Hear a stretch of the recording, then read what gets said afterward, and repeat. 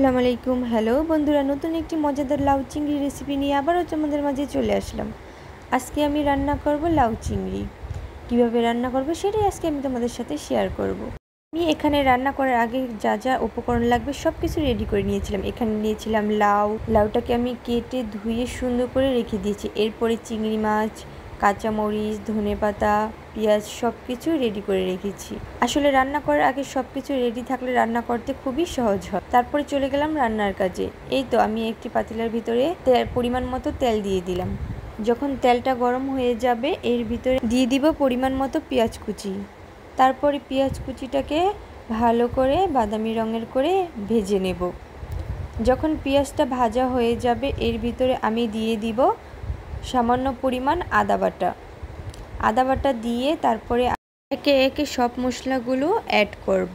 এখানে প্রথমে আমি সামান্য পরিমাণ হলুদের গুঁড়ো এবং সামান্য পরিমাণ মরিচের গুঁড়ো, পরিমাণ মতো লবণ দিয়ে দিব। আসলে লাউ তরকারিতে খুবই কম মশলা লাগে, বেশি মশলা দিলে খেতে ভালো হয় না। এরপর এখন আমি এখানে পরিমাণ মতো একটু পানি দিয়ে দিব। পানি দেওয়ার পরে ভালো করে মশলাটা কষিয়ে নেব। যখন মশলাটা ভালো করে কষানো হয়ে যাবে এর ভিতরে আমি ছোট ছোট চিংড়ি মাছগুলো দিয়ে দিব। এগুলো দেশি চিংড়ি মাছ। ছোট চিংড়ি দিয়ে লাউ তরকারি রান্না করলে খেতে খুবই ভালো লাগে। এখন আমি মশলার সাথে চিংড়ি মাছটা ভালো করে কষিয়ে নেব। যখন ভালো করে চিংড়ি মাছটা কষানো হয়ে যাবে এর ভিতরে আমি আগে থেকে যেই লাউ কেটে ধুয়ে রেডি করে রেখেছিলাম সেই লাউগুলো মাছের ভিতরে দিয়ে দিব।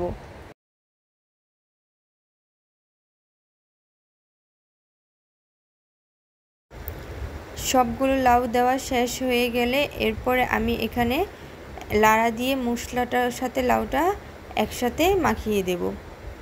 এরপরে আমি একটা ঢাকনা দিয়ে ভালো করে ঢেকে রেখে দিব কয়েক মিনিটের জন্য। কয়েক মিনিট পর আমি আবার ঢাকনাটা উঠিয়ে তারপরে লাউটা খুবই অল্প পরিমাণ পানি দিয়ে দিব, কারণ লাউয়ের থেকে এমনিতেই অনেক পানি বের হবে, তাই সামান্য পরিমাণ পানি আমি এখানে অ্যাড করব।